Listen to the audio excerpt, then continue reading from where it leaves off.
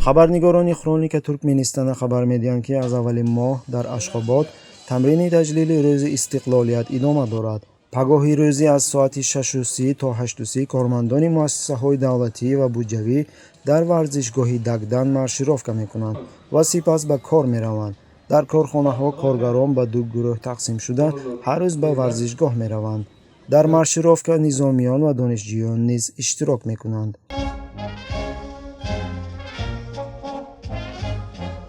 برای رژیم‌های کشورهای آسیای مرکزی تجلیل گسترده‌ای به اصطلاح روز استقلالیت یک عملی معمولی شده است.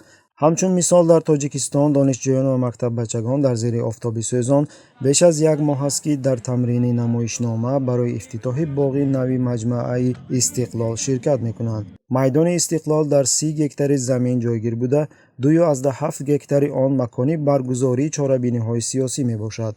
ساختمان باغ سال 2020 آغاز شده برای آن بناهای استقامتی کوچه‌های سعید ناصر، حبیب احراری، آیگل و فضل‌الدین شهابوف که در آن بیش از 300 عائله زندگی می‌کردند تخریب شدند.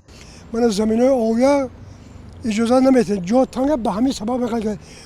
با گفته ساکنان کوچانیده شده جبرانپولی برای منزل از ارزش بازار کمتر پرداخت کرده شده است. آنهایی را که با چنین ارزش جبرانپولی راضی نیستند زود به صحبت با نمایندگان مقامات حفظ حقوق دعوت کرده می‌شدند تا آنها را مجبور بکنند. مقامات تاجیک اصلا قصد داشتند که باغ مذکور را تا ماه سپتامبر سال 2021 در روز تجلیل 30مین سالگرد روز استقلالیت افتتاح کنند که آن را نمایندگان رسمی مقامات بارها اعلام کرده بودند.